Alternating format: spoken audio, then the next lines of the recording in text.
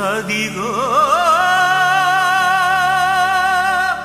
కడబూర ధ్వని మ్రోగు వేళాయను నా ప్రాణనాథా నీరాకకై నేను వేచియున్నాను నా జీవదాత నా జీవదాత నీ పిలుపుకై నేను కనిపెట్టుచున్నాను నీ పిలుపుకై నేను కనిపెట్టుచున్నాను. త్వరలో రాబోతున్న ప్రభు యేసుక్రీస్తు నామములో మీ అందరికీ నా హృదయపూర్వక వందనాలు. మీరందరూ బాగున్నారా? మీ సమస్య ఏదైనా సరే నాకు తెలియచేయండి. నేను ఖచ్చితంగా మీకోసం ప్రార్థిస్తాను. అలాగే నేను మాటిస్తున్నాను, నేను మాట తిరిగి తీసుకోను. ఒకసారి మాట ఇచ్చానంటే ఖచ్చితంగా మాట మీద నేను నిలబడి ఉంటాను.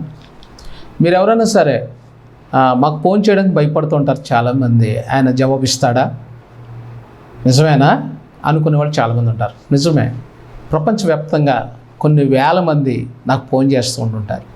నేను వాళ్ళతో చాలా ఫ్రీగా మాట్లాడతాను. ఒక బ్రదర్గా, కొంతమందికి నేను కొడుకుగా పరిచయం అయ్యాను, కొంతమందికి తమ్ముడుగా, కొంతమందికి అన్నగా. నేను ఎప్పుడు కూడా చాలా ఫ్రీగా ఉంటాను. నేను చాలా కష్టాల నుంచి వచ్చాను కాబట్టి నాకు కష్టాల గురించి తెలుసు. ఈరోజు షరతులు లేని ప్రేమ, ఈ ప్రేమ గురించి ఈరోజు మనము ధ్యానం చేయబోతున్నాం. యోహాను సువార్త 19వ అధ్యాయము 26వ వచనం. యేసు తన తల్లియు తాను ప్రేమించిన శిష్యుడు దగ్గర నిల్చున్నట్టు చూసి, అమ్మా ఇదిగో నీ కుమారుడు అని తన తల్లితో చెప్పాను. బైబిల్లో అమ్మ అనే పదము చాలా అద్భుతమైన పదం. ఈ ప్రపంచంలో ఎవరైనా సరే అమ్మ అని పిలిపించుకోవాలని ప్రతి స్త్రీ ఆరాటపడుతుంది. స్త్రీగా జన్మించి వాడికి పెళ్ళిగిన తర్వాత నేను ఒక బిడ్డ తల్లినై ఆ బిడ్డ త్వరగా అమ్మా అని పిలిపించుకోవాలని ప్రతి చెల్లి, ప్రతి కూతురు అలా ఆలోచిస్తారు. వాళ్ళు మ్యారేజ్ అయిన వెంటనే 1-2 సంవత్సరాలు దాటేటప్పటికి నాకు దేవుడు ఒక బిడ్డను ఇవ్వాలి అని ఆశపడతారు. మంచిది, అది దేవుని ఆలోచనది. వివాహం అన్న వ్యవస్థలో దేవుడు ప్రతి చెల్లిని, ప్రతి కుమార్తెను, ప్రతి స్త్రీని అమ్మ అని పిలిపించుకోవాలన్నది దేవుని ఉద్దేశమై ఉన్నది. అందుకనే ఈ వివాహ వ్యవస్థను దేవుడు నిర్ణయించాడు. చాలామంది సహోదరులు నాకు ఫోన్ చేస్తుంటారు, అయ్యా నేను పిల్లలు లేక ఇంచుమించుగా 10 ఏళ్ళ నుంచి బాధపడుతున్నాను, అయ్యా మీరు ప్రార్థన చేసి అమ్మా అని పిలిపించుకునే భాగ్యం కలిగించండి అని కొంతమంది నాకు ఫోన్ చేస్తుంటారు. నాకు ఒక బిడ్డ పుడితే ఆ బిడ్డ అమ్మా అని పిలిచినప్పుడు, అయ్యా నేను దేవుని మహిమపరచుకుంటాను, నా కోసం ప్రార్థన చేయండి అనేవాళ్ళు ఈ లోకంలో చాలామంది ఉన్నారు. అమ్మా నేను మీతో ఒక మాట చెప్తున్నాను, దయచేసి నా మాట వినండి.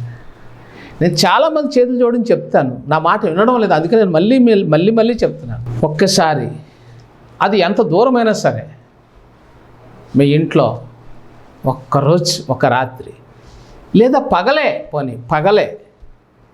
మిట్ట మధ్యాహ్నమే ఒక ఆరాధన జరిపించండి, ఆరాధన చెయ్యండి. కొంతమంది సేవకులను పిలవండి. మా దగ్గరికి తరచు 10 మంది 15 మంది సేవకులు వస్తారు, ఆల్రెడీ ప్రార్థన చేస్తారు, మోకాళ్ళ మీద ఉంటారు, భాషలతో చేస్తుంటారు. నేను చాలా సంతోషపడతాను. అలాగా మీరు మీ ఇంట్లో ఆరాధన చేయించుకోండి. వీలైతే మీరు పిలిచిన సేవకులతో పాటు నేను కూడా వస్తాను.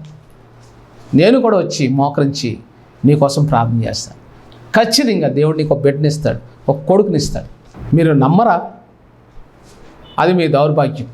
నమ్మితే దేవుని మహిమను మీరు చూస్తారు. మీరు హైదరాబాద్లో ఉన్నారా, బొంబాయిలో ఉన్నారా, ఢిల్లీలో ఉన్నారా, కాశ్మీర్లో ఉన్నారా, చెన్నైలో ఉన్నారా, గుంటూరులో ఉన్నారా, విజయవాడలో ఉన్నారా, మీరు ఎక్కడున్నా సరే నాకు ఒక బిడ్డ కావాలండి అని అంటే కొంతమంది సేవకులు మీకు తెలిసిన వాళ్ళు బోల్డ్ మంది ఉంటే పిలవండి. 10,000 ఖర్చు అయితే అవనేవ్వండి. డాక్టర్లు 2,75,000 అడుగుతున్నారండి. ఒక బిడ్డ కావాలంటే ముందు 1,50,000 కట్టు అంటున్నారు మా ప్రాంతంలో. ఏమండి, అప్పు చేసని కట్టేస్తారండి పిల్లలు లేనివాళ్ళు. తలా మునుకలు అప్పు చేసేస్తారు. ముందు ఆ డాక్టర్ గారికి అర్జెంట్ ఒక 50,000 కట్టేస్తారు. అయ్యా నాకు మందులు ఇవ్వండి అంటారు. అదే పాస్టర్లు వస్తారు 10 మంది, ఓ 10,000, 20,000, 30,000 ఖర్చు అయితే అవనే ఖర్చు పెట్టుకోండి అంటే మాట్లాడరండి అసలు. ఏం క్రైస్తవులండి, సంతానం కావాలన్నప్పుడు ఈ డిమాండ్లన్నీ అవసరమా అని మీరు అడుగుతారు నన్ను. ఫోన్లేండి, నేనేమంటున్నానంటే నీకు ఒక బిడ్డ కావాలి కాబట్టి మీ ప్రాంతంలో కొంతమంది సేవకుల్ని, దీనులైన వాళ్ళని, గనులైన వాళ్ళు కాదు, కార్ల మీద వచ్చేవాళ్ళు కాదు, దీనులైన వాళ్ళు, పేద సేవకులు ఉంటారండి. వాళ్ళు ఖచ్చితంగా ఏడ్చి ప్రార్థన చేస్తారు. వాళ్ళు కానీ పిలిచి ఓ 10 మందికి ఒక 1,000 రూపాయలు ఇచ్చి అయ్యా నా కోసం ప్రార్థన చేయండి, ఆరాధన చేయండి అనండి. అసలు వాళ్ళు మర్చిపోరు. నేను లైఫ్లో ఒక సహోదరి నాకు 5,000 ఇచ్చి మా మందిరానికి ఎంతో త్యాగం చేసింది చెప్పుకుంటే ఆవిడ 1,00,000 రూపాయలు ఇచ్చింది. నాకు పెళ్ళి 20 సంవత్సరాలు అయిందని ఏడ్చింది నా దగ్గర. అమ్మ అని పిలిపించుకునే భాగ్యం నాకు పోయింది అన్నప్పుడు దేవుడు ఆమెకు ఒక కూతురు ఇచ్చాడు. నేను కార్డు చూపిస్తాను. కాబట్టి ప్రియులారా, ఆమె 20 సంవత్సరాల తర్వాత నన్ను 5 సంవత్సరాలు వెంబడించింది ఆవిడ. ఏంటా అనుకున్నాను. చివరికి అడిగాను, ఏంటమ్మా ఎప్పుడు పిలుస్తావు, వారం భోజనం పెడతావు, బట్టలు ఇచ్చావు, కానుక ఇచ్చావు. వాళ్ళు పెద్ద కుటుంబం కాదు, పేదవాళ్ళు. వాళ్ళు ఎందుకమ్మా ఇంత ఎలా ప్రేమిస్తున్నావు నన్ను అని అడిగాను. అప్పుడు ఆవిడ అన్నది, నాకు ఒక బిడ్డను దేవుడు ఇస్తాడని. అరే నాకు చెప్పలేదు నువ్వు. అప్పుడు నేను ఏడ్చి ప్రార్థన చేశాను. కూతుర్ని ఎత్తుకుందండి. ఒక ఆమె నా దగ్గరకు వచ్చి ఏడ్చింది. 2 కొడుకుల్ని ఎత్తుకుందండి. మీరు రండి, మా ప్రాంతం సంతానహీనులు మా ఊర్లో లేరు. ఇక్కడ అమ్మ అనే పదానికి నిర్వచనం దేవుడు. నా సాక్ష్యంలో నేను చిన్నప్పుడు 81వ సంవత్సరం 1981లో చిన్న పిల్లవాడిని. ఒక అక్క నన్ను పిలిచారా, పిల్లలు లేరా తమ్ముడు, పెళ్ళై 10 ఏళ్ళు అయిందిరా, ప్రార్థన చేయరా, నీ ప్రార్థన మీద నమ్మకం ఉందన్నది. అంతేనండి స్టార్ట్. ప్రార్థన చేశాను. దేవుడు కొడుకు ఎత్తుకున్నారు వాళ్ళు, సత్యవతి రహస్య. అప్పటి నుంచి ఎక్కడికి వెళ్ళి ప్రార్థన చేసినా, గృహంలో ప్రార్థన చేసి వచ్చేస్తానే దేవుడు ఒక బిడ్డని వాళ్ళకి ఇవ్వడం అనేది ఆనవాయితీ అయిపోయింది. దేవుడు అది వాగ్దానం ఏమో. నన్ను చాలామంది దైవజనులను ఆస్వాదించారు. నా దగ్గరకు వచ్చి పెద్ద దైవజనులు, అప్పుడు నేను చిన్న పిల్లవాడిని, నా దగ్గరకు వచ్చి ప్రార్థన చేయమని నన్ను అడిగేవారు. అయ్యా నేను చిన్న పిల్లవాడిని, నాకేం తెలుసండి ప్రార్థన చేయడం. నాకు అప్పుడు అంతగా ప్రార్థన రాదు, నేనేం చదువుకోలేదు, అంతంత మాత్రమే. అప్పుడు తడబడుతుండేవాడు నేను బైబిల్ చదువుతూ. చిన్న పిల్లవాడిని నేను. పెద్ద వాళ్ళు గనులైన సేవకులు వచ్చి ప్రార్థన చేయండి, నీ దగ్గర దేవుడు ఉన్నాడు, నీ శిరస్సుపై దేవుని హస్తం ఉంది, నువ్వు అడిగింది దేవుడు ఇస్తాడు అని కన్నులైన సేవకులు వచ్చి నాతో ప్రార్థన చేయించుకున్నప్పుడు నాకు చాలా ఆశ్చర్యం కలిగింది. ఆ రోజుల్లో 10 రూపాయలు అంటే పెద్ద గొప్ప. 100 రూపాయలు ఇచ్చేవారండి నాకు. 100 అంటే ఆ రోజు 10,000 రూపాయల లెక్క. నిజంగా నేను వద్దండి అనివ్వండి, నేను తీసుకునేవాడిని కాదు.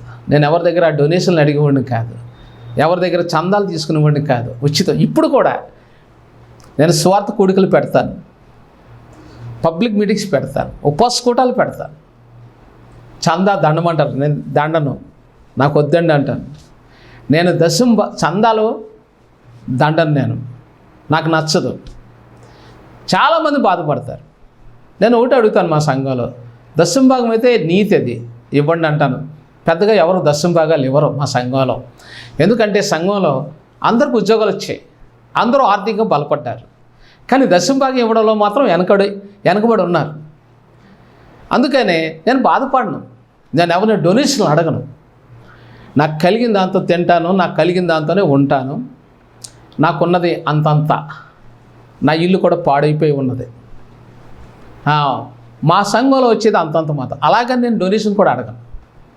ఓ మందిరం కడుతున్నాం, చిన్న కానుక పంపండి అంటాను. ఎందుకంటే మందిరం కాబట్టి, చాలామందికి మందిరం అంటే చాలా ఆశ, ప్రేమ.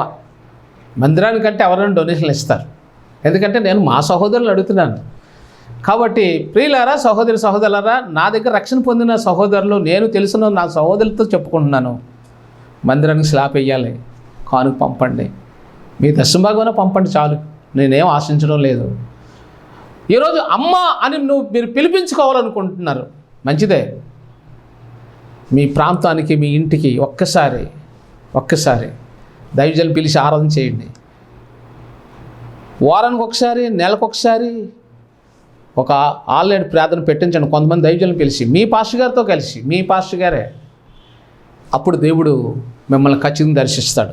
చూడండి ఇక్కడ, అమ్మ ఇదిగో ఇతడే నీ కుమారుడు. ఎంత మంచి మాట. గ్రీకులో అమ్మ అనే పదం గైనై అని అంటారు. అమ్మ అనే పదాన్ని గైనై అని అంటారు. అయితే గొల్గోతా అనే పదంలో గ్రీకులో కల్వరి అంటారు. క్రేనియోస్ అంటే యేసు శిలువపై తండ్రి వీరేం చేస్తున్నారో వీరు ఎరుగరు, క్షమాపణ ప్రార్థన. క్రైన్ యోస్ అంటే క్షమించు. గొల్గోత అనగా కల్వరి. చూడండి ఇక్కడ గేసోమ్ నలిపే గానుగా. గ్రీకులో నలిపే గానుగను ఏమంటారంటే గేసోమ్ అంటారు. అంటే యేసుప్రభు మోకరించి గెత్సేమనే తోటలో ప్రార్థన చేస్తున్నారు. ఆ ఎదురుగుంట గాను కనపడుతుంది. ఆ గానుగ ఎవరిది? అరిమతయి యోసేపుది. అరిమతయి యోసేపు గురించి ఏం రాయబడి ఉంది అంటే, ఇక్కడ యేసుప్రభు ప్రార్థన చేస్తున్నాడు. అతడు సాయంత్రం అయితే యేసుప్రభు వస్తాడన్న సంగతి ఒక్క అరిమతయి యోసేపుకే తెలుసు, ఇంకెవరికీ తెలియదు. బైబిల్లో ఉంది చూడండి, యోహాను సువార్త 19:38. అటు తర్వాత యూదుల భయం వలన రహస్యముగా యేసు శిష్యుడైన అరిమతయి యోసేపు తాను యేసు దేహమును తీసుకొని పోవుటకు పిలాతు నొద్దకు సెలవు అడిగాను. యేసు శిష్యుడైన అరిమతయి యోసేపు. చూడండి, యేసుప్రభు శిష్యుల్లో 12 మంది అంటారు, ఇంకో శిష్యుడు ఉన్నాడు, ఆ శిష్యుడి పేరు అరిమతయి యోసేపు. యేసును వెంబడిస్తూ ఉన్నాడు రహస్యంగా. 1 యోహాను పత్రిక 1వ అధ్యాయం 7 అనగా సంపూర్ణ సంఖ్యలో ఒక మనిషి పాప క్షమాపణ దొరకాలి అంటే, అతను లభించాలంటే, నిత్య జీవంలో ప్రవేశించాలంటే, అతను ఆత్మశాంతిని పొందుకోవాలనుకుంటే ఈ లోకంలో ఒకే ఒక్క మార్గం. 1 యోహాను పత్రిక 1వ అధ్యాయం 7వ వచనం. అయితే ఆయన వెలుగులోనున్న ప్రకారము మనమును వెలుగులో నడిచిన ఎడల మనము అన్యోన్య సహవాసం గలవారమై ఉందుము. అప్పుడు ఆయన కుమారుడైన యేసు రక్తం ప్రతి పాపం నుండి మనలను పవిత్రులుగా చేయను. మనం పాపం లేని వారమని చెప్పుకుంటే మనమే మోసపుచ్చుకుంటున్నాం. అంటే ఆయన రక్తములో ఎంత శక్తి ఉందంటే, నీ తలంపుల్లో ఉన్న దోషాన్ని కడిగేస్తాడు, నీ చేతుల్లో ఉన్న దోషాన్ని క్షమిస్తాడు. నువ్వు లంచం తీసుకున్నావు కదా, నీ చేతులను కడుగుతాడు. వడ్డీ పుచ్చుకున్నావు కదా, నీ చేతులను కడుగుతాడు. నీలో ఉన్న కోపాన్ని తొలగిస్తాడు, నీలో ఉన్న అబద్ధ పెదాలను తొలగిస్తాడు, నీ చెడు నడతలను తొలగిస్తాడు, నీ హృదయ తలంపుల పాపాన్ని క్షమిస్తాడు, నువ్వు చేసిన రహస్య పాపాలను క్షమిస్తాడు. నువ్వు ఏ పాపానికి బానిసగానో ఆ పాపాలన్నింటిలోంచి విడిపించే శక్తి యేసుక్రీస్తు రక్తంలోనే ఉంది. నువ్వు త్రాగుబోతావా, మరేం పర్లేదు, ఆయన క్షమిస్తాడు. నువ్వు ఎంతోమందికి అన్యాయం చేసావా, క్షమిస్తాడు. చచ్చిపోవాలని అనుకోకు, చావే ఇక శరణ్యం అనుకోకు. మరణం తర్వాత రెండో మరణం ఉంది, అది చాలా భయంకరం. నీకు నిత్య జీవం ఇక్కడే దేవుడు ఇస్తాడు. నువ్వు మరణించాక క్రీస్తు కొరకు దేవుని సింహాసనం దగ్గర కొనుకోబడతావు. ఆయన అందరి ముందు నిన్ను ప్రశంసిస్తాడు. యేసుప్రభు ఎంత గొప్ప దేవుడో తెలుసా? నిన్ను క్షమించాక మళ్ళీ నువ్వు పాపం చేశాను నువ్వు ఒప్పుకున్నా, నువ్వు చేయలేదు అంటాడు ఆయన. అంత గొప్ప దేవుడు. నువ్వు చేసిన పాపాన్ని ఒప్పుకున్న తర్వాత నేను చేశాను అంటే ఇంకొప్పుకోడు ఆయన. నువ్వు చేయలేదు, నిరపరాధు, నీతిమంతుడు, పరిశుద్ధుడు, నా కొడుకు అని నిన్ను అలా గుండెలు కత్తుకుంటాడండి ఆయన. ఎంత గొప్ప తండ్రి అండి, ఎంత గొప్ప దేవుడు ఆయన. చూడండి 1 యోహాను పత్రిక 3వ అధ్యాయం 2వ వచనం. ప్రియులారా, ఇప్పుడు మనము దేవుని పిల్లలమై ఉన్నాం. మనం ఇక ఏమవుదామో అది ఇంకా ప్రత్యక్షపరచబడలేదు, కానీ ఆయన ప్రత్యక్షమైనప్పుడు ఆయన ఉన్నట్టుగానే ఆయనను చూద్దాము కనుక ఆయనను పోలి ఉందమని ఎరుగుదాము. ఆయన పోలి యేసుప్రభు రక్తంలో కడగబడ్డ వాళ్ళందరూ ఎక్కడికి వెళ్ళిపోతారు? ఆయన స్వరూపులోకి వెళ్ళిపోతారు. యేసుక్రీస్తు రక్తం ప్రతి పాపము నుండి నిన్ను పవిత్రాలుగా చేస్తుంది. 1 యోహాను పత్రిక 1వ అధ్యాయం 7వ వచనంలో 7 అనగా సంపూర్ణంగా నీ పాపాలన్నీ తుడిచేస్తుంది. సంపూర్ణంగా నేను నీతిమంతుడుగా చేసేస్తుంది. నువ్వు ఏ గుడికి తిరిగే అవసరం లేదు, ఏ విగ్రహానికి దండం పెట్టే పని లేదు. చాలామంది అక్కడ పోతాయి పాపాలు, ఇక్కడ పోతాయని తిరుగుతున్నారు. ఎందుకు తిరుగుతున్నారు? పాపాలు పోతాయని. కొందరైతే డబ్బు సంపాదిద్దాం, ఆ గుడికి వెళ్తే డబ్బు వస్తుంది అనుకుంటున్నారు. డబ్బు నీ పాపాన్ని క్షమించదు, నీ పాపాలు పెరిగిపోతాయి. నువ్వు ఏ గుడికి వెళ్ళినా ఎక్కడికి వెళ్ళినా నీ పాపాలు పెరుగుతాయి కానీ నీ పాపాలు తరగవు. ఈ భూలోకంలో గుళ్ళని పాపాలు పెంచే గుళ్ళవి. పాపాన్ని క్షమించేది నీ మనసులోనే ఉంది, నీ దగ్గరే ఉంది, నీ నోట్లోనే ఉంది. యేసుక్రీస్తును నీ సురక్షుడుగా అంగీకరించి నేను పాపినంటే ఆయన రక్తం ప్రతి పాపం నుండి నేను శుద్ధినిగా చేస్తుంది. నీతిమంతుడు, ఈమె నీతిమంతురాలను వెంటనే నీకు ముద్ర వేసేస్తాడు. యేసుక్రీస్తులో ఉన్న ఈ గొప్పతనం ఎక్కడా లేదు. 1 యోహాను పత్రిక 3:2 ప్రియులారా, మనము దేవుని పిల్లలమై ఉన్నాము. ఎప్పుడైతే మన పాపాలు క్షమించబడతాయో అప్పుడు నువ్వు దేవుని కుమారుడుగా ఉంటావని ఈ లేఖనం చెప్తుంది. కాబట్టి ప్రియులారా, షరతులు లేని ప్రేమ, నో కండిషన్. యేసుప్రభు వారు శిలువలో ఉండి ఆయనను ద్వేషిస్తుంటే ఈ ద్వేషించిన హింసించిన ఎవరు? మేకులు కొట్టారు, ఒకడు నిందిస్తున్నాడు. కాళ్ళకు మిగిలేశాడు, ఇంకొకడు నిందిస్తున్నాడు. మూలకరిని పెట్టాడు, ఇంకొకడు, వాడు ద్వేషిస్తున్నాడు. చూడండి, యేసుప్రభుని ఎన్ని రకాలుగా కొట్టారు. కొరడతో కొట్టిన వాళ్ళు ద్వేషిస్తున్నారా? ముళ్ళకిరణి పెట్టిన వాళ్ళు ద్వేషిస్తున్నారా? మొక్క మీద దుమ్మేసిన వాళ్ళు ద్వేషిస్తున్నారా? అయితే దేవుడు వీళ్ళందరినీ కూడా, తండ్రి వీరేమి చేస్తున్నారు, వీరు ఎరుగురు, వీరిని క్షమించు అన్నాడు. ఎప్పుడైతే ఆ మాట అన్నాడో ఈ కుడివైపు ఉన్న వ్యక్తి, అతని పేరు డిస్మస్, అతను పశ్చాత్తాపడడం మొదలుపెట్టాడు. అరే, యేసును నీతిమంతుడు, వీళ్ళందరూ అన్యాయం చేశారు, అన్యాయంగా సిలువేశారు, నీతిమంతుని సిలువేశారు, తిరిగి మళ్ళీ తప్పు ఒప్పుకోకుండా నిందిస్తున్నారు ఏంటని చెప్పి ఇతనిలో పశ్చాత్తాపం మొదలైంది. అయ్యా అయ్యా అయ్యా అయ్యా నన్ను క్షమించువా. అతను పాపాలకు అతను పశ్చాత్తాపడుతున్నాడు. ఆ ఎడం వైపు ఉన్నవాడేమో నిందిస్తున్నాడు. మనం చేసిన పాపానికి ఈ శిక్ష తగును. ఈ నీతిమంతుడు ఏ నేరం చేయలేదు, ఏ తప్పు చేయలేదు. నోట్లో పాపం లేదు, చూపులో పాపం లేదు, తలంపుల్లో పాపం లేదు. అందరినీ రక్షించడానికి వచ్చిన ఈ పరిశుద్ధుడు, ఈ నీతిమంతుడు, ఈ తండ్రికి, ఈ దేవునికి ఈ శిక్ష అమానుష్యం. ఈయన ఇక్కడ సిలువ వేయబడ్డాడంటే అది నా పాపమే, నా దోషమే అని కుడివైపు ఉన్నవాడు ఒప్పుకుంటున్నాడు, ఏడుస్తున్నాడు. వెంటనే యేసు అన్నాడు, యేసు మనస్సు అతని మీదకి తిరిగింది. ఇలా ఎడవైపుని చూడొచ్చు, ఇలా కుడివైపుని చూడొచ్చు, అంతకుమించి తిరిగి చూడలేరు. ఎందుకంటే ఇక తిరగదు, తల బాడీ సహకరించదు. కుడివైపు ఉన్న దొంగ గట్టిగా, అయ్యా అయ్యా నీవు నీ రాజ్యంతో వచ్చినప్పుడు నన్ను జ్ఞాపకం ఉంచుకో అన్నాడు. నేడు నువ్వు నాతోనే పరదేశంలో ఉందో అన్నాడు. చూడండి, పరదేశికి మొట్టమొదట అంటే పరదేశ్ ఖాళీగా ఉంది. ఒక భక్తుడు ఒక గ్రంథంలో రాశాడు, యేసుప్రభు మరణించినప్పుడు కెవ్వరు కేకలేసినప్పుడు పరదేశంలో ఉన్న వాళ్ళందరూ లేపబడ్డారు, వాళ్ళే పరిశుద్ధులు శరీరంలో అని మత్తయి సువార్తలో ఉంది మనకి.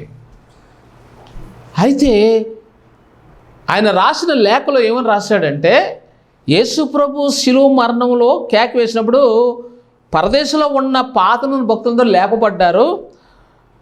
ఇప్పుడు ఈ భక్తుడిని ఎవరు, కుడివైపున డిస్మస్ అని కుడివైపు దొంగ, ఇతను మారుమనసు పొందాడు కాబట్టి ఇతన్ని ప్యారడైస్కి తీసుకెళ్ళాడు మొట్టమొదటని రాశారు అందరూ. కాబట్టి ప్రియులారా, ఈ కుడివైపు ఉన్న వ్యక్తి అవకాశాన్ని సద్వినియోగం చేసుకున్నాడు. కొద్ది క్షణంలో ఇతను చనిపోతాడు. ఒకవేళ యేసే చనిపోయాక తండ్రి నా పాపాలు క్షమించంటే ఇంకొకలాగుంది. యేసు బ్రతికుండగానే ఇతను ఏం చేశాడు, తన పాపాలు ఒప్పుకున్నాడు. ఎడమవైపు ఉన్నవాడు అందుబాటులో ఉన్నాడు కానీ పాపాన్ని ఒప్పుకోలేదు కానీ నిందించాడు. కాబట్టి ప్రియులారా, మన మధ్యన కూడా పాపాలు చేసిన వాళ్ళు, తప్పులు చేసేవాళ్ళు నీతిమంతుల్లాగా చాలామంది అయిపోతుంటారు, యేసుప్రభుని కూడా నిందిస్తుంటారు. వీళ్ళందరూ ఎవరంటే ఎడవైపు ఉన్న దొంగలో ఉన్న దురాత్మలు భూమి మీద ఇప్పుడు ఉన్నాయి. ఈ దురాత్మలు ఏం చేస్తాయంటే యేసుని నిందిస్తాయి, సేవకుని నిందిస్తాయి, సువార్థికలు నిందింపచేస్తాయి. ఇక్కడ సువార్త ప్రకటించడానికి వీలేదంటారు. ఇవి ఏ దురాత్మలు? సిలువ లెఫ్ట్లో ఉన్న ఆ సిలువలో వేలాడుతున్న వాడిలో ఉన్న దురాత్మలు ఇప్పుడు కూడా భూమి మీద ఉన్నాయి. ఇప్పుడు కూడా వ్యతిరేకిస్తాయి. కానీ కుడివైపున ఉన్న ఆత్మ, కుడివైపున ఉన్న పశ్చాత్తాపం నీలోకి వస్తే నీవు కూడా దేవుని రాజ్యానికి అర్హత పొందుకుంటావు. అందుకని అమ్మా ఇతడే నీ కుమారుడు. ఈ ఎంత గొప్ప మాట అండి. అమ్మ అనే పదంలో ఏముంది ఇక్కడ? గ్రీకులో అమ్మ అంటే గైనై అంటారు. మీరు ఎప్పుడన్నా సరే లూకాసు వార్త 35 ఉంది. సిమియోన్ అంటాడు, అమ్మ ఒక కటకం నీ గుండెలను దూచుకుంటూ వెళ్ళిపోతుందని. అప్పుడు మరేకి గుర్తొచ్చి ఉంటుంది, అవును లూకాసు వార్త 2:35 దైవజనుడు సిమియోను నీ గుండెల నుంచి ఒక కత్తి దూసిపోతుందని చెప్పాడు, నిజమే అని ఆ తల్లికి గుర్తొచ్చి ఉండొచ్చు. యోసేపు చనిపోయాడు, ఎప్పుడో చనిపోయాడు, అది రాయబడలేదు. కానీ దీని వెనకాల ఎవరున్నారు? యేసయ్య శిలువ వెనకాల అరిమత యోసేపు ఉన్నాడు. 10 మంది పారిపోయారు, యోహాను నిలబడ్డాడు. శ్రమల్లో ఎవరైతే నిలబడతారో వాళ్ళు భాగ్యవంతులు. కష్టాల్లో ఎవరైతే నిలబడతారో వాళ్ళు క్రీస్తుతో సమపాలి భాగం పంచుకుంటారు. క్రీస్తు నీ కొరకు శ్రమ పడ్డాడు, నీవు ఆయన కొరకు శ్రమ పడు. క్రీస్తు అవమానాలను భరించాడు నీ కొరకు, నువ్వు కూడా ఆయన కొరకు అవమానాలు భరించు. క్రీస్తు నీ కొరకు ఆకలి దప్పులు భరించాడు, కష్టాలు, బాధలు, అవమానాలు, కన్నీళ్ళు, నిందలు అన్నీ భరించాడు. ఆయన నామంలో నువ్వు భరిస్తే ఆయన కుడివైపుకి, ఆయన చెంతకు, ఆయన సింహాసనం దగ్గరకు నువ్వు వెళ్ళిపోతావు. ఇది గొప్ప భాగ్యం. అమ్మా ఇతడే నీ కుమారుడు. కరోనా కాలంలో ఎంతోమంది కొడుకులకి కరోనా వల్ల చచ్చిపోతారు అనే డాక్టరు తల్లిదండ్రులని కొడుకుల దగ్గరికి వెళ్ళనివ్వలేదు హాస్పిటల్లో. ఒక తల్లి రాత్రి కాడ తలుపులు తెరుచుకొని హాస్పిటల్లో తన కొడుకు దగ్గరికి వెళ్ళి కూర్చుంది. తెల్లారేటప్పటికి చావు సిద్ధంగా ఉన్న కరోనా పేషెంట్ కొడుకు దగ్గర తల్లి ఉంది. పోలీసులు వచ్చి బయటికి రానన్నది. నా కొడుకుతో చచ్చిపోతాను నేను. నా కొడుకు చివరిగా ఏం కావాలో మంచి చెడ్డ నేనే చూసుకుంటాను, నా కొడుకుని రక్షించుకుంటాను, లేదా నా కొడుకు కోసం నేను చచ్చిపోతానని చెప్పి కరోనాలో చాలామంది తల్లులు తమ కొడుకులకు పరిచయం చేస్తున్నప్పుడు, కొడుకు చనిపోయినప్పుడు తల్లిని కూడా ముట్టుకోకుండా క్రైమ్తో గోతులకు నెట్టేసి పెట్రోల్ వేసి తగలబెట్టినప్పుడు ఎంతమంది తల్లులు ఏడ్చారు. ఆ తల్లి ఏడుపు ఏంటో తెలుసా? ఆ కరోనా నాకు వస్తే బాగుండు కదా, నా కొడుకు వచ్చిందని ఏడ్చారండి. తండ్రులు ఏడ్చారండి. నేను చూశాను చాలామంది భార్య భర్తలు కరోనాతో ఏడుస్తూ ఉంటే నేను ఏడ్చాను.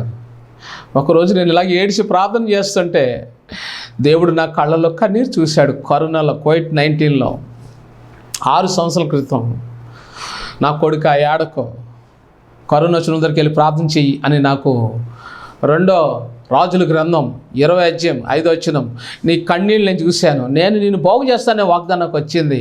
అది పట్టుకొని కొన్ని వేల మంది సమీక్షలోకి వెళ్ళి రోగుల దగ్గరికి వెళ్ళి ప్రార్థించినప్పుడు వాళ్ళందరికీ స్వస్థ వచ్చింది. మా ఏరియాలో ఎవ్వరికీ కరోనా రాలేదు. ఆశ్చర్యపోయారు చాలామంది అధికారులు సహితం నా దగ్గరకు వచ్చారు. ఆశ్చర్యం, ఏంటి నువ్వు ఏం చేసావు అని అడిగారు. నా దేవుడు గొప్పవాడు అండి. నేను కాదు, నా క్రీస్తు నాకు ఇచ్చిన వాగ్దానం చచ్చిపోతాను వీళ్ళు బ్రతికించిందని చెప్పాను. ఈ ప్రపంచంలో దేవుడు నన్ను తల దించకుండా వాడుకున్నాడండి. కరోనాలో రోడ్డు మీద స్ట్రైక్ అంతా బంద్, నేను రోడ్డు మీద ఒక్కడే నడిచేవాడిని, పోలీసులు ఆపలేదు. నేను చెప్పేవాడిని కరోనా వ్యాధిగ్రస్తులకు ప్రార్థన చేస్తున్నాను, దేవుడు విడుదల ఇస్తున్నాడని. వాళ్ళందరూ కూడా నాతో ఏకీపించి ప్రార్థన చేయించుకునేవారు. అధికారులు, పోలీస్ వర్గాలు, ఎన్నో మంది. అప్పుడు దేవుడు నన్ను అలా వాడుకున్నాడయ్యా. ఎంత గొప్ప దేవుడయ్యా. ఒక తల్లిదండ్రులు ఏడుస్తున్నారు, గదిలో ఉన్నారు, పిల్లల్ని ఇంకో గదిలో పెట్టారు, తల్లిదండ్రులు చచ్చిపోతున్నారయ్యా. వాళ్ళ పేరు నానిబాబు, దుర్గా. నేను వెళ్ళాను, దేవుడు చెప్పాడు వాళ్ళకి వెళ్ళి ప్రార్థించండి. తలుపులు తెరువమ్మా, నన్ను తెరిచారు. నూనె రాసి ప్రార్థన చేశాను. అమ్మా మీరు వెళ్ళి చెకప్ చేయించుకోండి అన్నప్పుడు వాళ్ళు చెకప్ చేయించుకొని కరోనా లేదు నార్మల్ రిపోర్ట్లతో వచ్చారు. వాళ్ళు ఇప్పుడు బ్రతికే ఉన్నారు. వాళ్ళకి 2 పిల్లలు, కొడుకు కూతురు. వాళ్ళు ఎదిగారు ఎంతంత. వాళ్ళు ఇప్పటికీ చెప్తారు, ఎస్ఎస్ బాబు గారు ప్రార్థన చేశాడు, నేను మర్చిపోలేనని ఎన్నో చోట్లకి వెళ్ళి చెప్పాడు అతను. ప్రియులారా, మీలో ఎవరైనా ఏదైనా సమస్యతో ఉన్నారా? అనారోగ్యంతో ఉన్నారా? సమస్యలతో ఉన్నారా? పిల్లలు లేకున్నారా? దీనిని ఒకసారి గుర్తు చేసుకోండి. నేను ప్రార్థన చేస్తాను. ఖచ్చితంగా ఈ పరిచర్లో చిన్న కానుక మీరు పంపి రిజిస్టర్ చేసుకోవచ్చు. ఇది 36 ఏళ్ళుగా నేను ఫుల్ టైం ప్రేయర్లో ఉన్నాను, ఫుల్ టైం పరిచర్లో ఉన్నాను. 10 ఏళ్ళు నేను బొంబాయిలో అనేక రాష్ట్రాల్లో సువార్థికుడిగా ఉన్నాను. ఇప్పుడు కూడా నేను సువార్తలోనే ఉన్నాను. 1-2 వేలు అంటే నేను మందిరం కడుతున్నాను. చిన్న కానుక మీరు పంపుకొని ఇందులో రిజిస్టర్ చేయించుకుంటే, మీరు ఎప్పుడైనా పిలిచారనుకోండి, నేను ఖచ్చితంగా రావడానికి నాకు అవకాశం ఉంటుంది. వీళ్ళు నాకు చందాదారులు కొంత కానుక పంపారు అని నేను ఏం చేస్తానంటే, మీరు రమ్మన్నప్పుడు, మీ ప్రాంతం వచ్చినప్పుడు మిమ్మల్ని కలకుండా మాత్రం వెళ్ళను. ఖచ్చితంగా మిమ్మల్ని కలిసి మీతో ప్రార్థన చేసి నేను వెళ్తాను. ప్రియులారా, దేవుడు మీ జీవితంలో అద్భుతాలు చేస్తాడు. అమ్మా అని అనిపించుకొని నువ్వు అనుకుంటున్నావా? సంతానం లేకుండా ఉన్నారా మీరు? నా మాట వినండి.